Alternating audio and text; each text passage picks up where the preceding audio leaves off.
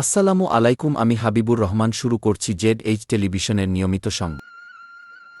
ঘনঘাটা মেঘের গর্জনে মিনিটেই শতাধিকবার বজ্রাঘাতে প্রকম্পিত হয়ে চলমান প্রলয়ঙ্কারী ঘূর্ণিঝড় দানবরূপে শতাধিক ঘরবাড়ি, হাজারাধিক গাছপালা, বৈদ্যুতিক খুঁটি আক্রমণ চালিয়ে লণ্ডভণ্ড করে ফেলেছে রংপুরের শ্যামপুর অঞ্চল।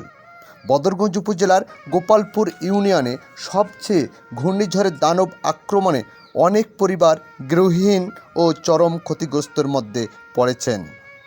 প্রলয়ঙ্কারী ঘূর্ণিঝড়ের আক্রমণে রাস্তার ধারের বড় বড় গাছ, ছোট ছোট গাছপালাগুলো ভেঙে পড়েছে। ভাঙ্গা গাছগুলো এক শ্রেণীর সাধারণ মানুষেরা মুহূর্তেই লুটপাট করে নিয়ে যায়।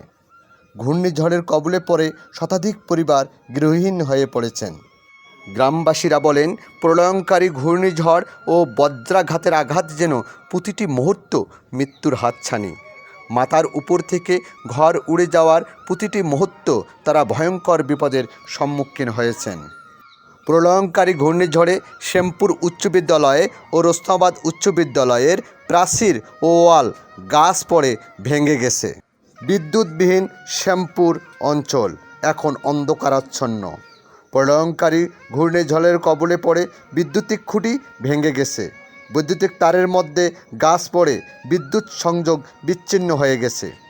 গোপালপুর ইউনিয়নের চেয়ারম্যান শামসুল আলম এলাকা পরিদর্শন শেষে সাংবাদিকদের বলেন, তার ইউনিয়নে ঘূর্ণিঝড়ের কবলে পড়ে এমন বিপর্যয় ঘটেছে যে কোটি টাকার সম্পদ নষ্ট হয়ে গেছে। তিনি সংশ্লিষ্ট ঊর্ধ্বতন কর্তৃপক্ষকে বিষয়টি অবহিত করেছেন। তাছাড়াও মধুপুর, খোলাগাছ ও সদ্য পুষ্করণী ইউনিয়নে এই ঘূর্ণিঝড়ের প্রভাব পড়েছে।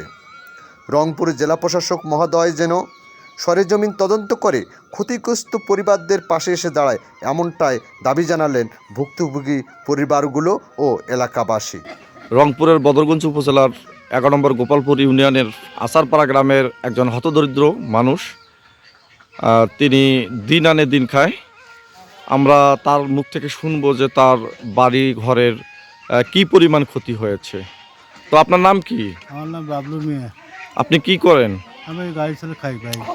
গাড়ি চলে খান। তো আপনার আজকের ঝড়ো বাতাসে কয়টি ঘর নষ্ট হয়ে গেছে? 4টে ঘর। আর কি পরিমাণ ক্ষতি হয়েছে বলে আপনি মনে করেন? তাও লাখ খানেক। তো এই ব্যাপারে আপনি ঊর্ধ্বতন কর্মকর্তার কাছে কোনো আবেদন করবেন আর্থিক সহযোগিতার জন্য? কি না করলে পাবো কই ভাই? এটা নির্মাণ করার মতো আপনার অর্থ নাই? না ভাই, দিন করে দিন খাই। আপনার নাম কি? মনমোহন। আপনার আজকে ঝড় বাতাসে ঘর ভেঙে গেছে? ভেঙে গেছে, উড়ে গেছে, একটা ঘরে। ফরহাদ আহমেদের তথ্যচিত্রে নিউজ ডেস্ক, জেড টেলিভিশন।